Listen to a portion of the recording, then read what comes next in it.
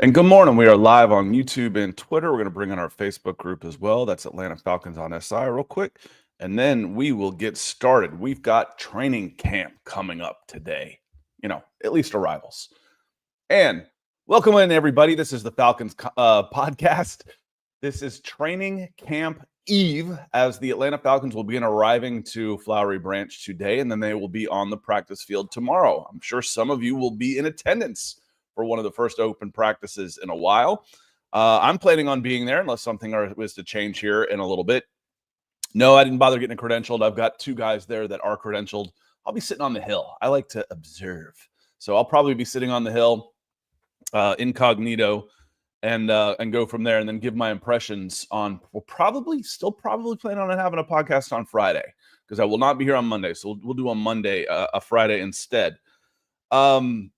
Some of the things I want to get into today, the Athletic, Josh Kendall, the Athletic friend of the podcast. Josh is a good dude. He's been working this beat for a long time. I met him when he was covering the Georgia Bulldogs back in the early 2000s and have watched his career, and he's done really well for himself at the Athletic. And he wrote a column, basically the 7 key questions facing the Atlanta Falcons.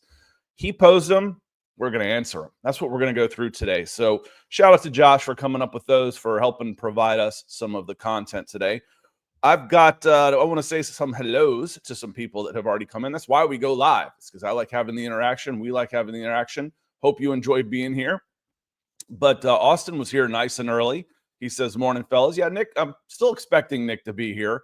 He is, West Coast. So if he's a little bit late at 5:40 in the morning, I understand. I didn't really want to roll out of bed at 7:30 this morning because my cat was jumping on my head starting at 6 a.m. So I understand if he's a little late. We'll get going, and then we'll just bring him in as he's able to get going. So Austin, we got dueling Austins today. Austin Freeze coming in. He says, I wish I lived in the Atlanta area. He's in Virginia. Love to catch up to an open practice. Maybe one of these years I can go down and catch one with family live down there. Yeah, piece of cake. Especially if you're coming in from the north, you don't have to go through Atlanta to get to Flowery Branch. Shoot right down 85, and you're not too far away.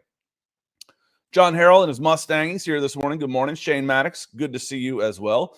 Michael Ronquillo, the Sunrise. Good morning, Scott and Nick on the Falcons podcast. And Pamela Johnson's here as well. She says, good morning, Scott, Nick, and everyone in the chat. That's all of y'all.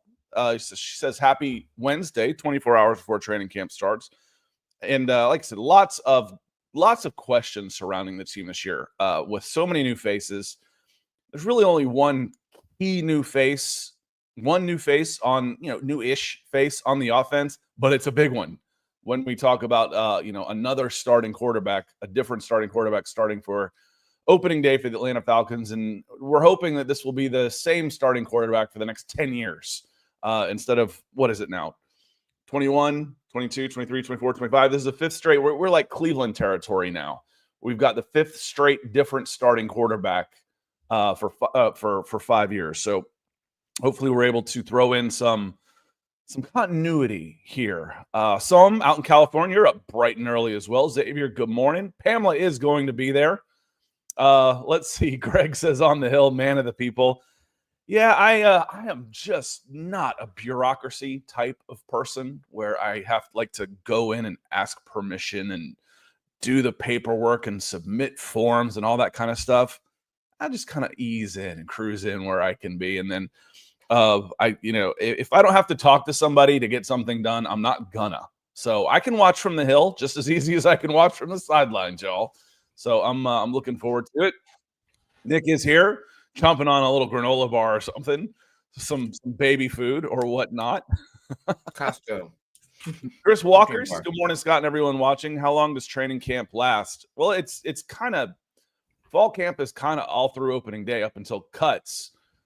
But they have they'll have dual practices, but we're 2 weeks away from the first preseason game. So all that counts. So you can call that if you want to, 2 weeks before practice. But I consider basically this is the start of practice until opening day is how I consider it. Nick, how are you doing this morning? I'm doing okay. Obviously, I hit my snooze once and then looked at the clock and it said 5:38 or something. I'm like, uh-oh. So here I am. We're doing okay. and excited to talk a little bit of Falcons football with my unrelated brother, Kendall, out there, Jason Kendall, right? So, Josh Kendall. Yep, Josh Kendall. Josh. Jason Kendall was the catcher for the Pirates all those years, I think. And he's another Atlanta guy. He went to Georgia Tech too. So heck of a player. It all comes around. And he is Josh is a different. I get y'all confused because I think you're a Kendall. I am. He's a Kendall. So there's not a lot of Kendells. Not to be the Barbie Kendall, but he's a Ken Dall, and you're a Dell. Yes, You're not the singer either. So I'm going all over the place here. So maybe I'm still sleeping. I don't know what's going on. I haven't even hit the coffee yet. It's too hot. I just poured it, so it's too hot. So we're glad you're here. I knew you would be.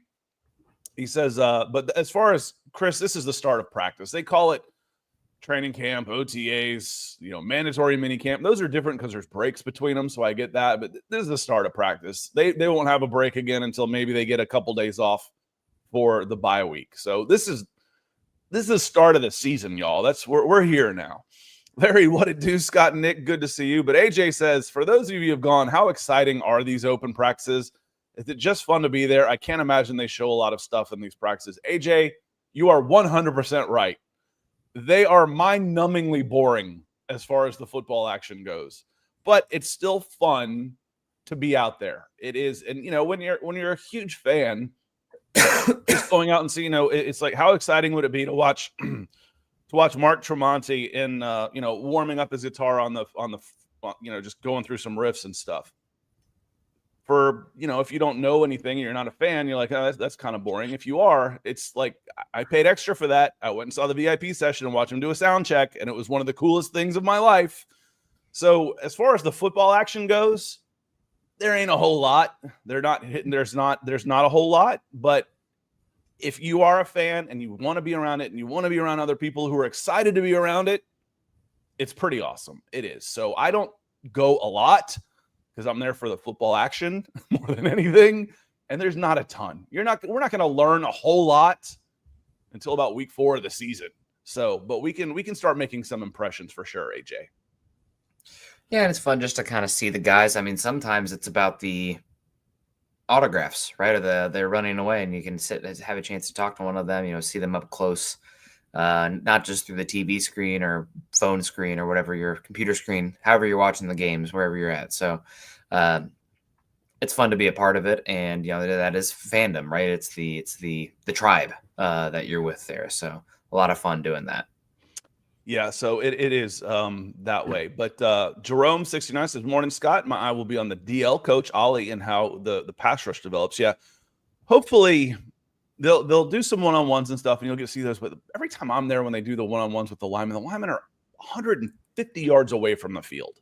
They'll do some things. They'll do some competitive action a lot closer to the fans, and those are cool. It's still football of sorts. So it's sold out for a reason. It's, what are your expectations? Are you expecting to see hyper competitive football, that basically is, scrimmages? No, you won't see much of that, but it's still fun to be there. It's still your Atlanta Falcons out there for the first time. And since we last saw them, with excitement around this team, around a bunch of other people who are excited about this team, and that will be fun. And then you kind of, we'll see how things go. There's things you can pick up, who's starting where, who's making plays, but sometimes that doesn't necessarily even matter. Financials play a lot into how the team is chosen, and there might be 5 open spots on this team right now, Nick. Maybe going into a training camp, they'll bring in 100 guys, cut it down to 53. There might be 5 roster spots up for grabs, and we can get into that too. Yeah, no, absolutely. Yeah, it'll be fun to watch. Again, it's hard to take away too much from training camp, from what we'll see, because it's not real game situations. But good to see you, Keith, out here. He says, with the Ohio State logo, says, don't hate. Good morning, fellas. Good to see you, Keith. Sam, good to see you as well. He's fired up for training camp. Also, did you see Warren Sharp ranked our front 7 32nd in the league? I did not see that. I didn't see that, but I understand. And especially even if you go with the front 7 that we talked about, ESPN ranked the rank the 32 rosters, and the Falcons come in at 26th. Even if you think they've got the 32 defense, they're on the door of a top 10 offense for personnel wise. Pretty, again, they're going to get dinged big for Michael Penix because he's not there. He's kind of an unknown, but this is a team that should be a top 10 offense. And even if they're 32nd in defense, which we don't think they are, I still think that should put them higher than like 26th. I mean, like we said last year, Nick, their overall DVOA was 20th, which, that averages out. That makes sense. 28 on one and 13 on another. What's the average of that? It's 20.5. So that makes more sense to me. But to say 32nd, and I bring up ESPN, Nick, because I look at their starters, and they say they're projected starters for defense. And I look at this, and it says 3-4. And it says, I'm up at the Colts. So let's scroll down a little bit. Boy, DeForest Buckner would be nice. 3 defensive linemen, David Onyemata, Morgan Fox, Taquan Graham. 2 rookie edge rushers, Jalen Walker and James Pierce Jr. 2 linebackers, Caden Ellis and Troy Anderson. 5 defensive back, A.J. Terrell, Mike Hughes, D. Anderson, Jesse Bates, and Jordan Fuller. I look at that and say, well, you might have gotten 6 of them right. Yeah. It's just so when I look at that front 7 and I've got Morgan Fox, David Onyemata, Taquan Graham, Troy Anderson, Caden Ellis. Caden Ellis should boost that a little bit. And then 2 rookie edge rushers. 30 seconds, not that crazy, but that's not it.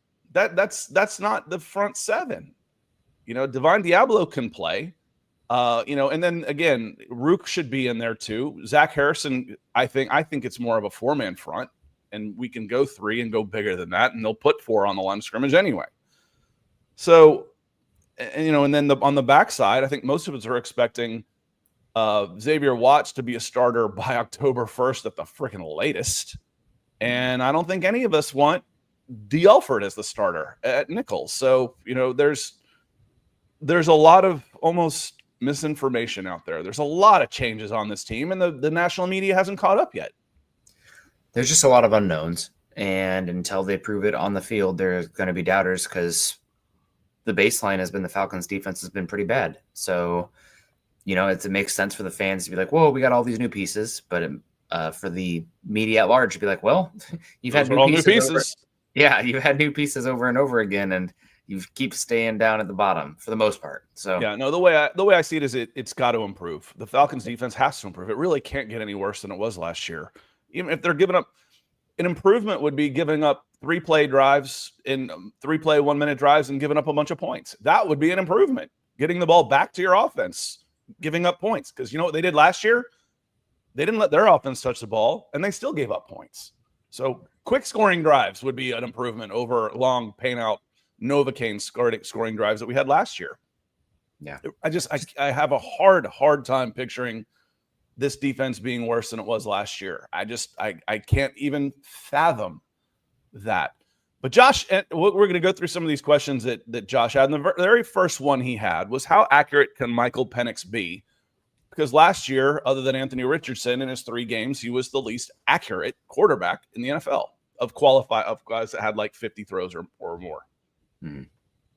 Yeah, I know. I mean, we talked about it a lot with Penix coming out a little bit scattershot. When it connects, it's great. But there's a few throws here or there where it's like, I don't even think where the ball ended up is where he was throwing it exactly. So you dialing in the accuracy and being more just down consistent with where his ball placement is. Obviously, the talent with the power, the raw strength, the velocity on the football is great. But it can't all be, outside the hash marks, the S-tier throws over and over again. You got to hit the layups consistently as well. That's most of what you're doing because coverage a lot of times will be good and you have to check it down or get to your secondary read. So what does the accuracy look like, and can that improve upon what we saw in college and a lot? Obviously, the stats show last year as well. Yeah, even if the big games against Washington and against Carolina, he was 54.3 and 55.3%. He was in a game where they didn't need him to have the big arm, and they kept the training wheels on against the New York Giants. He was 67%. So a lot of it is, what are they scheming up for him to do? And the other part of it that very few outside of Atlanta mention is the first time he threw to Darnell Mooney and Drake London was like the Wednesday of week 17. An entire offseason is going to matter. And he's going to get the luxury of having the dump offs, the checkdowns, the high completion throws. So Arkesh Ray, and I helped him with this, but his name's on it. Arkesh Ray, this was his answer. He said league average. He says that he should be about a league average, which is about 65% over the course of the season, without taking away the explosive plays. So he'll get his easy completions to boost the completion percentage, but we still expect to see the chunk yardage plays that make this offense so exciting. Yeah, without a doubt. I mean, just the down-to-down accuracy, though, we'll see how it looks out, but he's got to be more consistent. That's just that is how it is at the end of the day, and it's not all him. I think the lack of known quantity weapons outside of your top wide receiver, the depth, as you're talking about the first guy being taken away. Luckily, you do have Mooney, right? But third, fourth option, sometimes that can lead to some questions, I guess, as well. Maybe not just trusting. So we'll see if the chemistry being built upon with these guys helps with some of that as well over training camp. Another reason to get down there, see if he's developing rapport with any players that are outside your obvious starters that maybe could scratch their way into the third or fourth wide receiver role or tight end too, or if Kyle Pitts is on the outs. I mean, you can start to dig a little bit in there. Maybe you can take away more than there is, but another reason to get down there. Yeah, and he did say key questions, because the biggest questions for me are Jeff Ulbrich and Kyle Pitts. Those are like the two biggest questions going into this season, or how big a difference can Jeff Ulbrich make, and what is Kyle Pitts going to do this year? So those are my two biggest questions. And then a third one for me, as far as the X factor goes, is Troy Anderson. Can we get anything out of Troy Anderson on that? Good morning, Terry. Hope you are doing well. Hope you're doing well on there. The second question that Josh Kendall asked on The Athletic is a very interesting one, and there's no right or wrong answer to this yet. And it makes me want to ask another question. I'm the king of answering questions with questions, because there's always multiple options. Were Rrook Arroyo and Brandon Dorlus the wrong picks? I mean, impossible to say. That's right what now. Arkesh wrote. It's just too early to tell. Yeah. It's too early to tell. Yeah. I mean, obviously, didn't Fisk come off the board right after Arroyo? He did, but he wouldn't have played last year either. Yeah, he might have gotten in the rotation, but he wouldn't have been a key contributor. A defensive tackle is not going to be a key contributor for this team, and you've got two entrenched starters in Grady Jarrett and David Onyemata. Yeah, we said last year, and I'll say it until I'm red in the face and this vein starts exploding out of my forehead. They didn't draft to win last year. They drafted for the future. Now, if you follow up the Kirk Cousins idea with win now, then they were absolutely the wrong picks. But you don't follow up the Kirk Cousins win now signing by using your number 8 pick on a quarterback. You don't do that. You don't use 2 picks basically to get 35 on Rrook to be a redshirted backup. They were not trying to win now. They were trying to win enough to throw the Falcons fans a bone while they built up for what is, to me, I've pointed to 2026.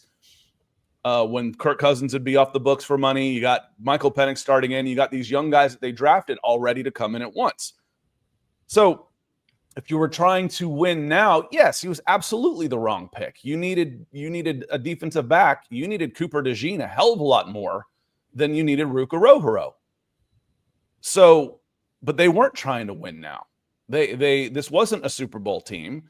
They were trying to have their cake and eat it too, and we'll just try and get by through 2024 and maybe make the playoffs and give the fans a little tickle, get them a little excited. But we're not really trying to win, or else we would have tried to draft guys that could make a contribution in 2024. But Grady Jarrett is gone, and right on schedule, Rrook is stepping in with a year under his belt. That was the plan. Yeah. There we go. So is Rrook Arroyo the wrong pick? You can't tell yet. If he ends up being a plus defensive tackle, maybe even eking a Pro Bowl here or there over the course of the next decade, he was absolutely the right pick. So it's too early to tell on him.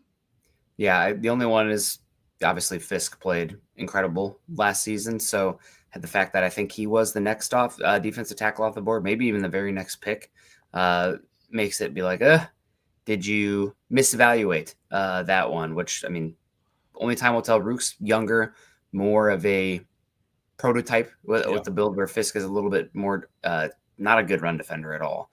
And just kind of a weirder build, the really short arms and everything. So we will see. It is too early to tell, but that is one that we're keeping an eye on, because that's the bar. You had a chance at both of them, and you took Rrook instead. So that's where you want him to end up at.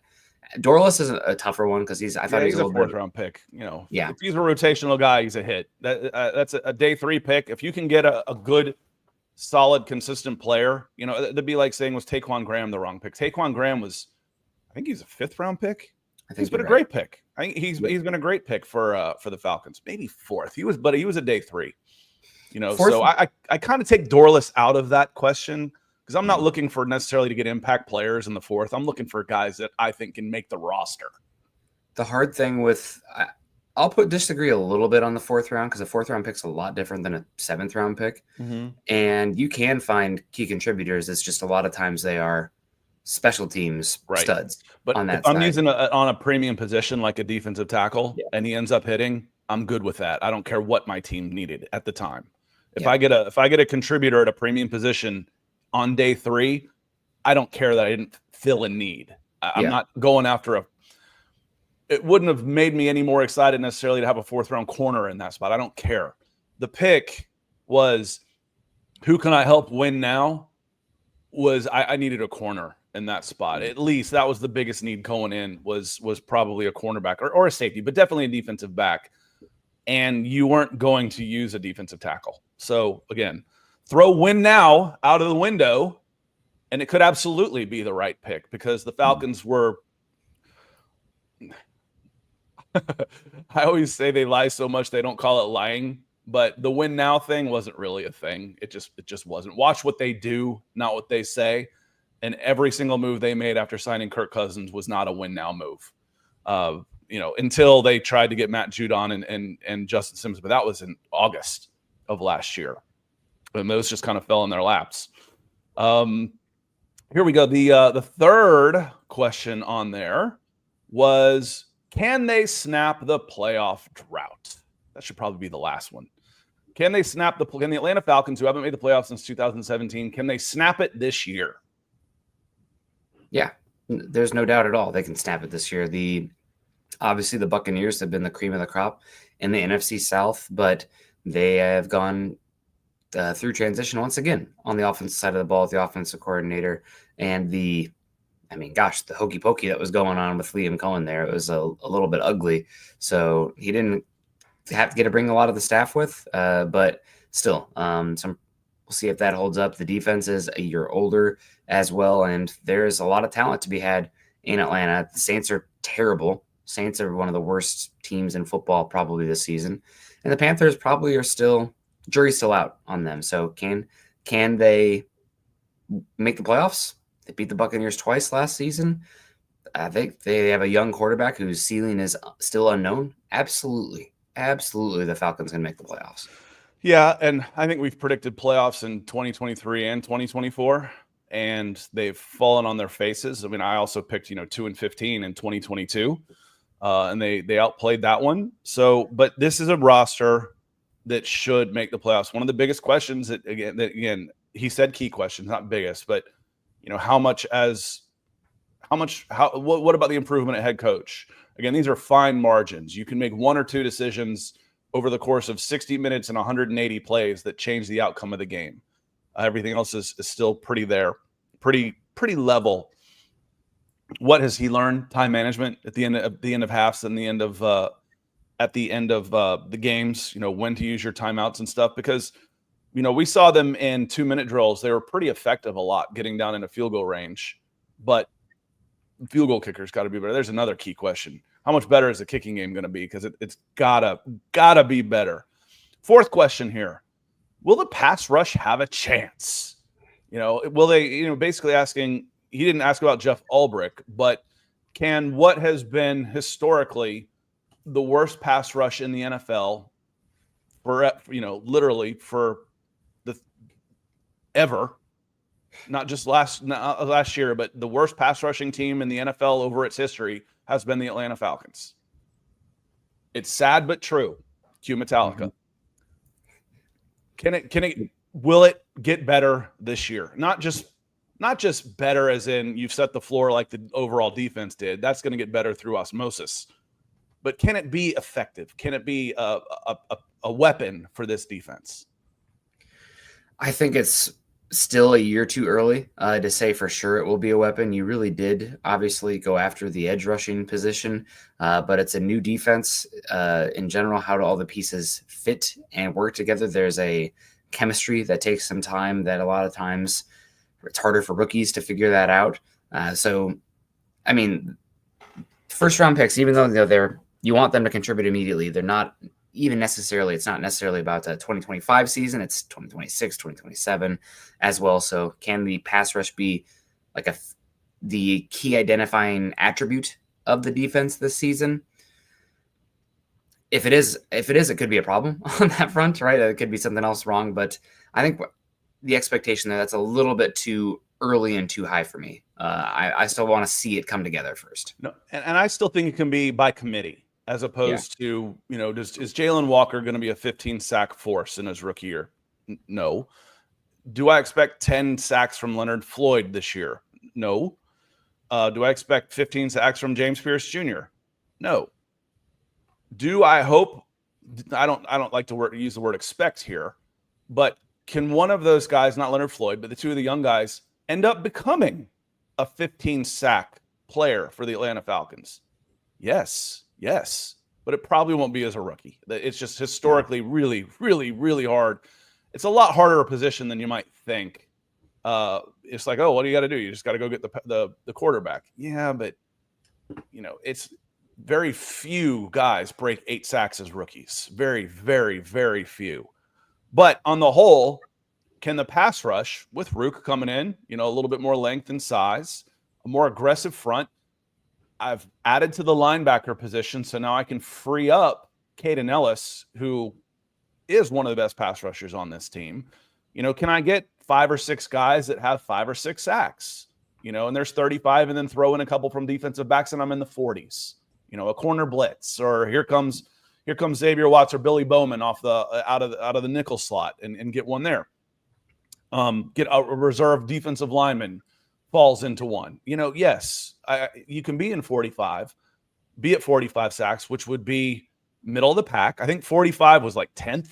There were like 7 teams with 45 sacks. So It was top 10, but it was also middle of the pack. 45 sacks would be really, really good for this team, and it would change the dynamic of the defense and, frankly, the offense, because you'd be getting the ball back a lot more often. And Scott, I'll have to talk about just the everything contributes or feeds into itself. The nothing happens in isolation. Are you doing enough on first and second down to get into those pass rush situations, or is it constantly 3rd and 2? Or they're picking up the first down on second and 6, and they're running for it. You have to get to those pass rush desert downs to really take advantage of that. And with how the defense is built up right now, a lot of interesting tweenerish bodies. Well, we can call it that, with Fox and Harrison, smaller edge rushing room as well. That's a question for this defense. That was the first thing we talked about, or the biggest concern after that day one of that draft, is like, can you do enough on the early downs to unleash Walker and Pierce and Rrook for that matter? So we will see. But the numbers, they might end up even being a fine pass rush unit on the whole. But if you're constantly 3rd and short, you might not have the opportunity to really see it as much compared to other teams. Yeah, and again, I like the facts, despite who they say it was Warren Sharp, the front 7 was 32nd. I think there's too many quality players up there to be 32nd, even if you don't necessarily have a star. David Onyemata is a good football player. He was a top 10 guy in 2023. Caden Ellis, front 7 includes linebackers. Caden Ellis is a top 5 inside linebacker right now At least in the argument, he's really good. Those two alone, there's 2 of your 7 that are top 10 players, mean that they're not 32nd anymore. So I don't necessarily agree with that. And then if I can rotate 4 guys in at edge who are quality players, the unknown a little bit, but I don't, are we going to go into this expecting James Pierce Jr. and Jalen Walker to be busts? You don't know. They're first round talents. A lot gets put on first round talents at other positions. So why not the Atlanta Falcons? But I got Arnold Ebiketie, Leonard Floyd, James Pierce Jr. and Jalen Walker as a 4-man rotation at edge. That's solid. I got good backup pieces in Contavious Street, LaCale London, Taquan Graham, Zach Harrison, Morgan Fox. It's a solid front 7. It's maybe the most talented and deepest front 7 we've seen in a while in Atlanta.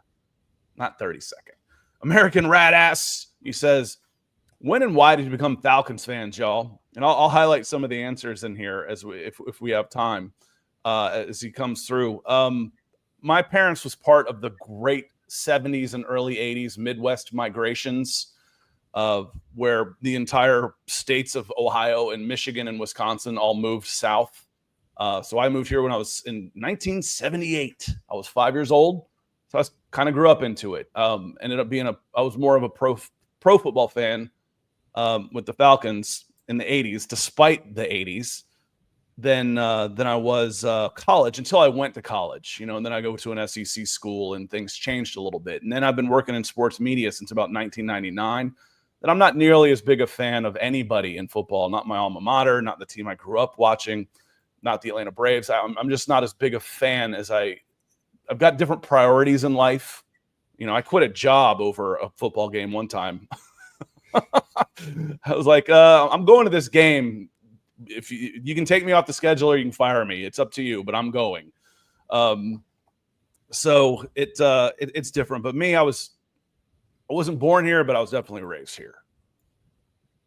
And for me, I am not a fan, but I am a fan of the game and in general Falcons. I was definitely one of the kids that's like, oh, Michael Vick, Madden, heck yeah. I think they have some of the coolest uniforms. Love the black and red combo too. So definitely pulling for them. Also, Arthur Blank is one of the owners that seems to be, one of the least nefarious, very philanthropic, good guy. So easy to pull for. So not necessarily a Falcons fan, but definitely pulling for their success, unless it comes up against my team, of course, or Iowa, a team that has a lot of Iowa Hawkeyes on. That's probably actually my number one.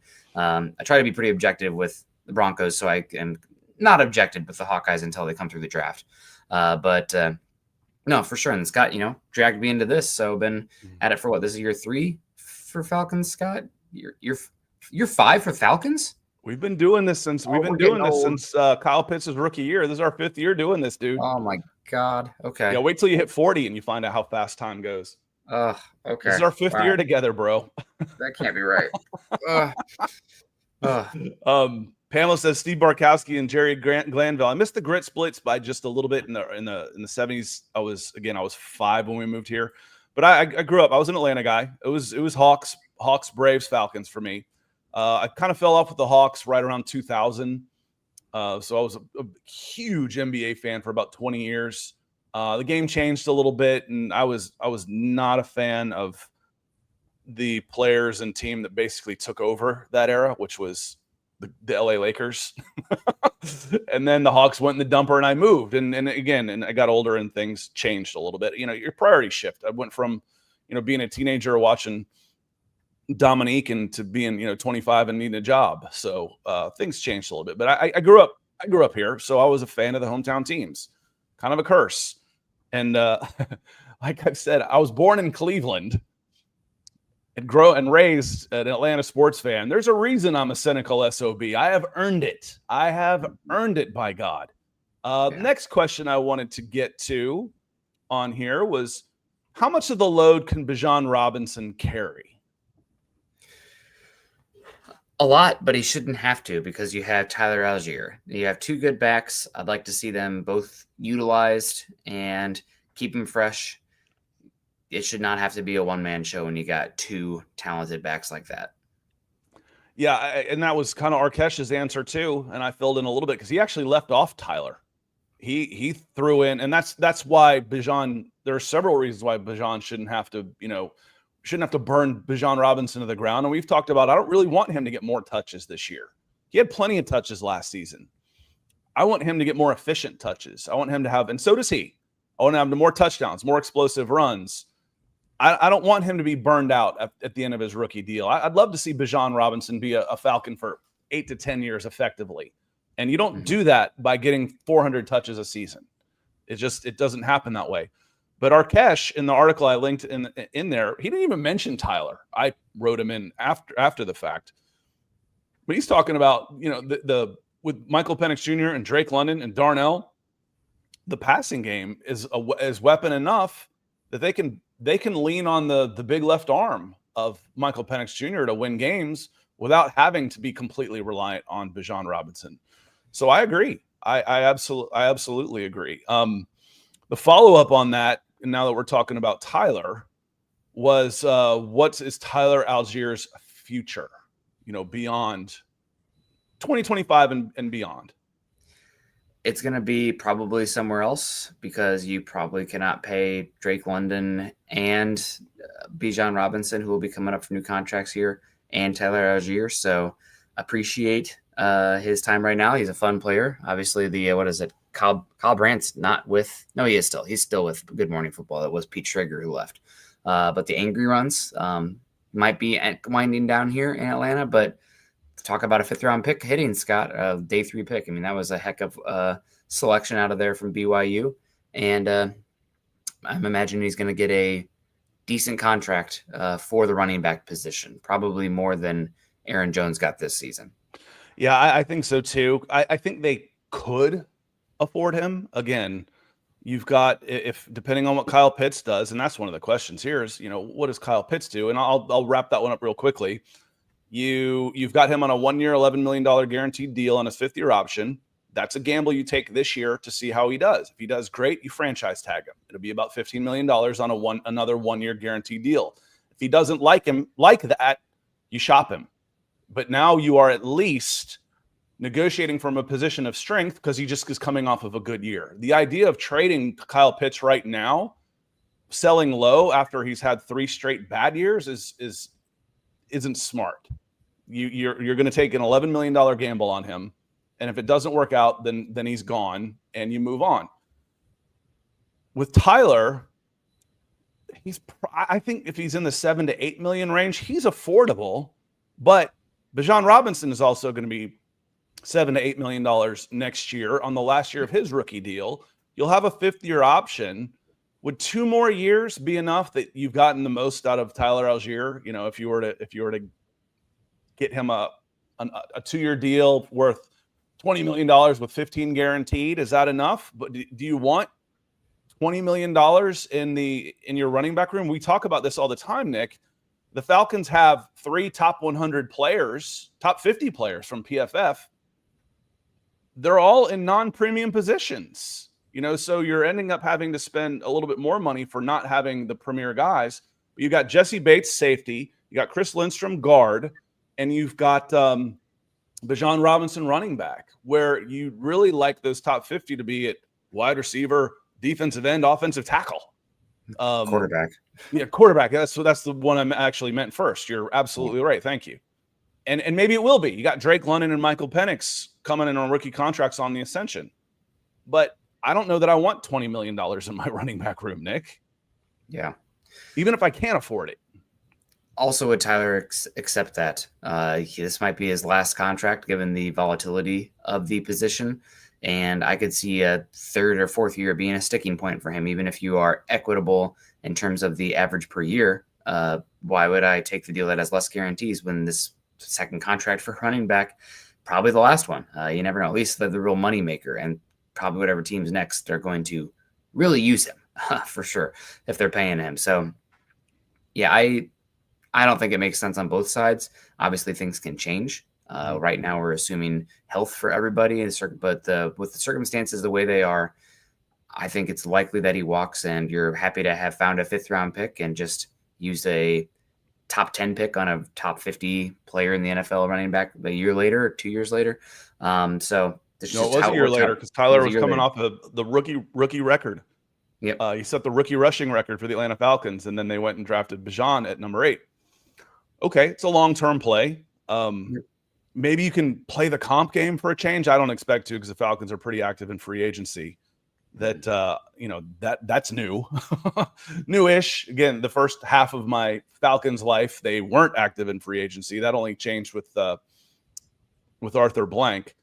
But on this point right here about Kyle Pitts from Harry Marshall Wood, he says hopefully he signs somewhere else. It would be our luck he breaks out this year. We pay him, then he goes back to being average. So that's where I keep saying, and I'll say it over and over and over again, y'all, this is where the franchise tag comes in. You don't really have a franchise tag candidate. Those are typically used for your first-round draft picks coming off of their rookie deals until you can decide to sign them to long-term deals. I don't really care how big a year Kyle Pitts has. I don't want to sign him to a multi-year deal. If he has a great year, that's great. If our luck, he breaks out this year. No, it'd be the opposite. Our luck is that he breaks something else this year and he doesn't play at all. That's Atlanta Falcons luck. You want him to have a huge year, and then you franchise tag him on a 1-year guaranteed deal. It's the exact same thing he's playing on this year, which is his 5th-year option. Only the tag would be a little bit more money, but a 1-year, $15 million deal. Now, he won't like that. Fine. I would much rather go shopping in the offseason with a guy with 1,200 yards and 10 touchdowns than what I've seen from Kyle Pitts the last 3 years.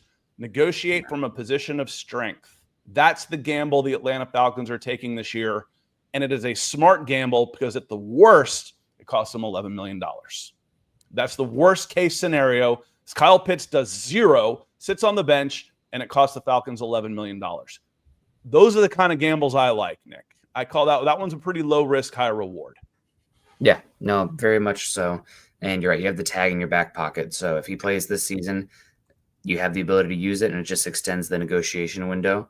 And there's not much he can. I mean, he can be a holdout or a hold in, but he's costing himself real money at that point. So let's just see him have a good season first, and we can go from there.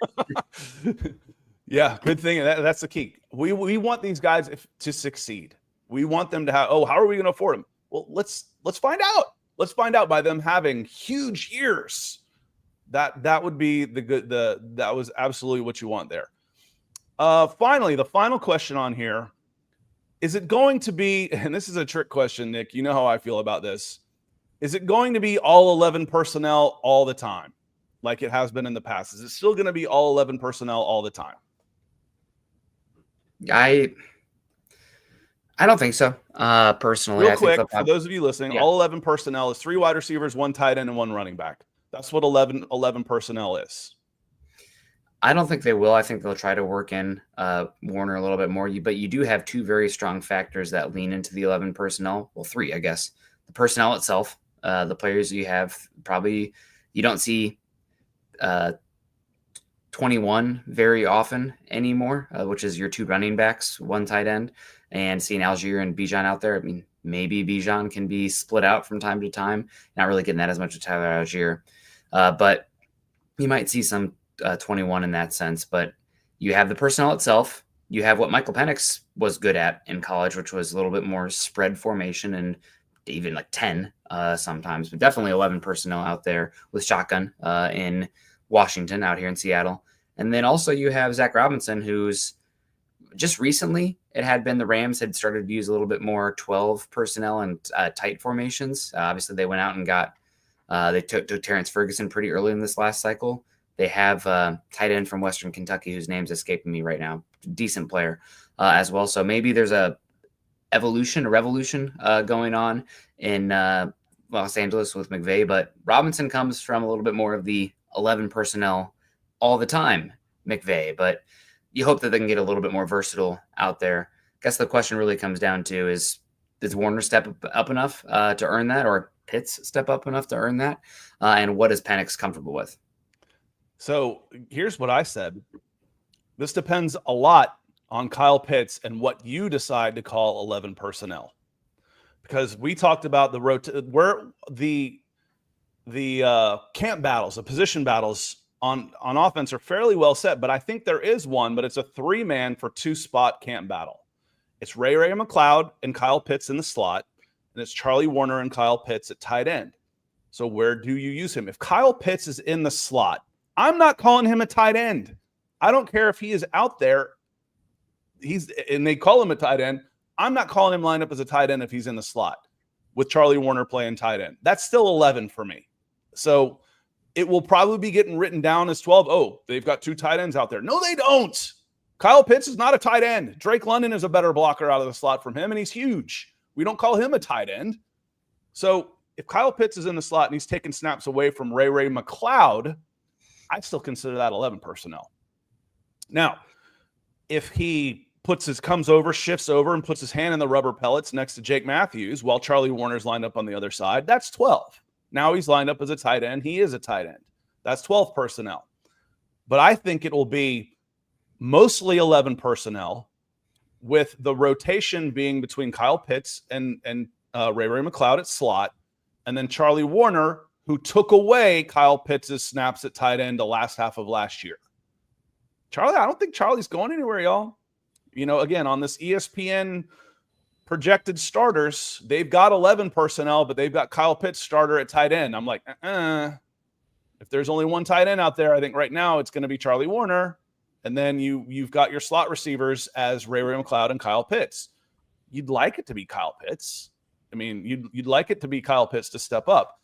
But for me, that's Kyle Pitts, where he lines up 70% of the time is as a wide receiver, a slot receiver or wide receiver.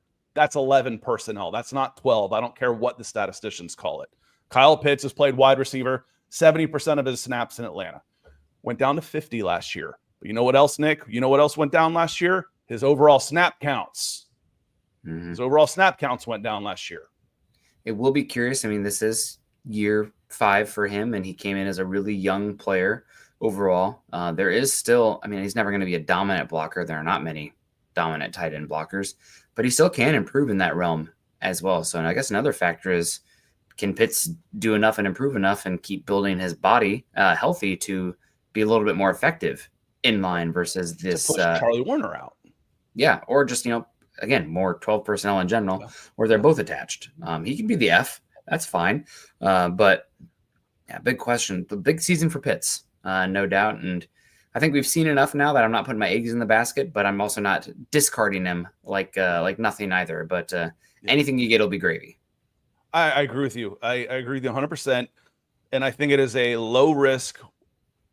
It is a low risk worth taking on Kyle Pitts. Again, let him walk. Well, you mean like right now? Because he's got a guaranteed contract. So it doesn't do you any good at the end of the season. What if he has a monster season? Why would I let him walk? Tag his ass, y'all. You don't have to sign him to a multi-year deal. Put the tag on him. Make him do it again. That is the answer. Not just let him walk. No. If he goes out and has 1,500 yards and 15 touchdowns, tag him. Trade him. You don't want him. But, man, negotiate from the position of strength, not from, like I said, right now where he's not worth anything. He's not. So he's not worth anything in a trade. Neither is Kirk Cousins. That's why they're both still Atlanta Falcons. Find out. Worst case, he doesn't do anything, and he walks at the end of the season, and you start putting his name next to biggest draft bust of all time.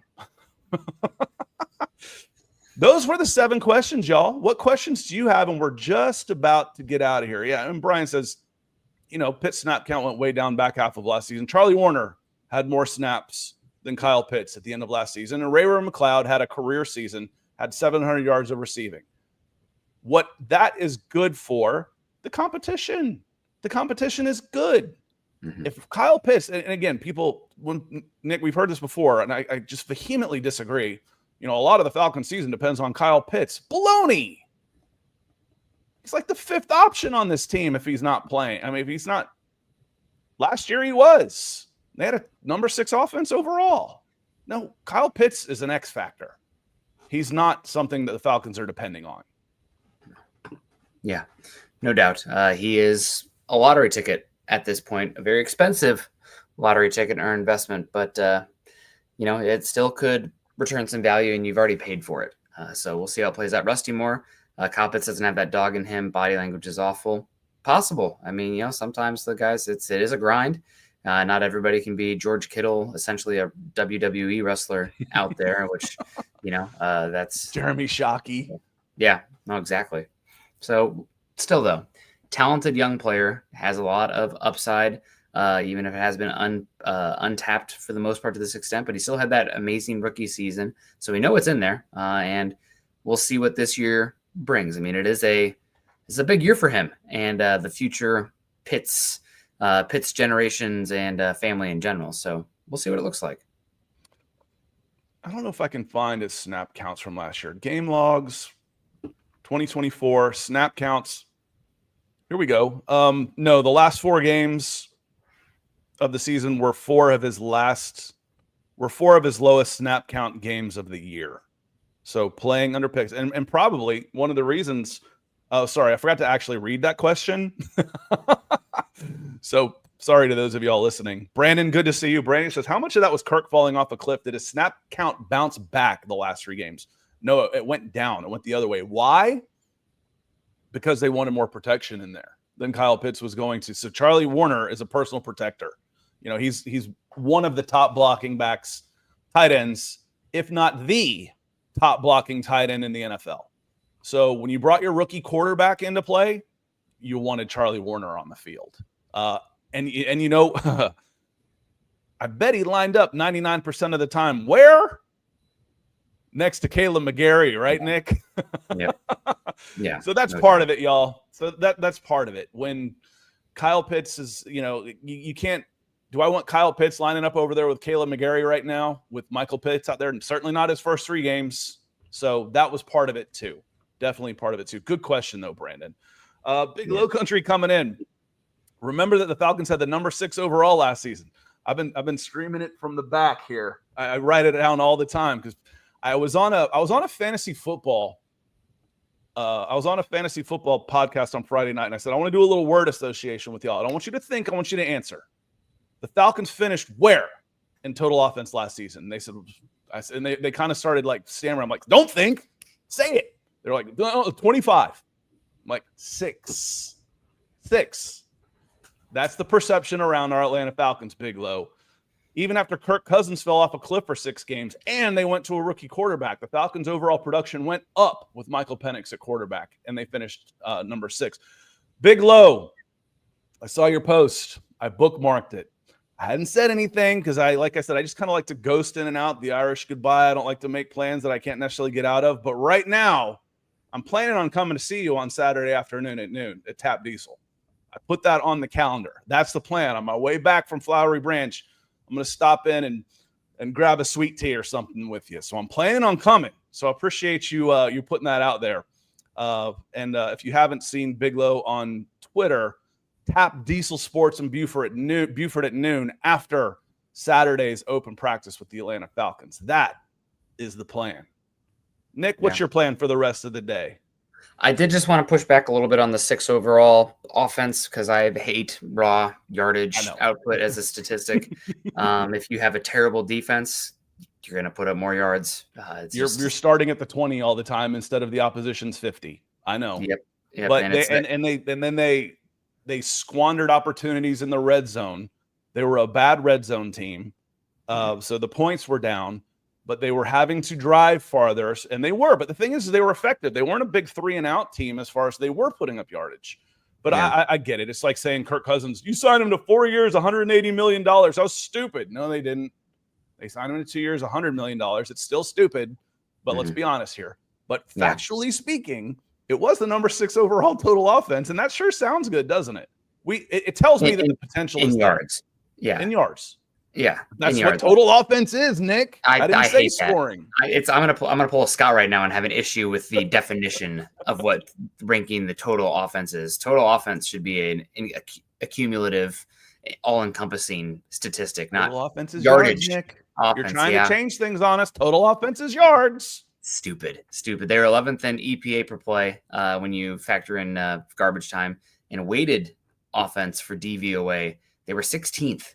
So that takes into account that's where why you're they finished starting. middle of the pack in scoring, Yeah. and we saw again the 500 yards against the Minnesota Vikings skews that a little bit because that was the game they weren't necessarily competitive in, but they were driving from 20 to 20 without scoring. So that's all part of it. Mm-hmm. Carrie, good to see you. She's over on X. She says, hi, Scott and Nick. So excited for training camp. I'm not sure if you've done following City around all over the country, but hope to see you as well. So, all this talk, there's some real animosity towards Kyle Pitts, and I get it. Says, let him walk. Why? Guys, tag him. You don't have to let him walk. And no, you don't offer him a 1 or 2 year extension. You tag him. Mm-hmm. He'll turn down a 1 year extension and hit the open market and become a free agent. Tag him. And then trade him if you don't want him. But if Kyle Pitts, you are rooting for Kyle Pitts to have a big year, even if you don't like Kyle Pitts. That gives you the opportunity to trade him for something. You can't do that right now. You can't just waive him either because there's $11 million on the line, guaranteed. Tag him. Have a big year and tag him. If you don't like him, trade him. I'm with you, 100%. You don't just let him walk if he has a big season. You let him walk if he stinks and he flushed $11 million down the toilet. What's that mean on a $300 million salary cap? Big deal. On that note, Nick, we got to get out of here. Yeah. I will be at camp on tomorrow morning, and I'm planning on being there Saturday morning. I don't think anything has changed. I got no baseball. Daughter's softball season's kicking off, but I don't think she has a scrimmage tomorrow either. So I'm planning on being there Saturday and Thursday. I will not be here on Monday. So set your notifications because right now I'm planning on going on a show on Friday morning to talk about some camp, what we saw, if anything, just to have a little discussion. But we will be back on Wednesday to come up with all the news after the first week of training camp. I want to say thank you to our super chat supporters like Sam, like American Radass, Rusty, Big Low. Looking forward to seeing you. So let me see here. Yeah, and it's the last year of deals for McGarry too. Yep, and we start talking about draft needs. Wide receivers getting there, cornerback is getting there, but offensive tackle is getting there. Jake's getting older and McGarry's in the last year of his deal. It's so that will be a big one. Bryce, this is the only show I do right now. I stopped doing Broncos for breakfast. Nick is going to jump off of here and go to Broncos for breakfast right now. Our old show. Bryce, the fantasy podcast is in my YouTube channel, youtube.com/Scott Kennedy.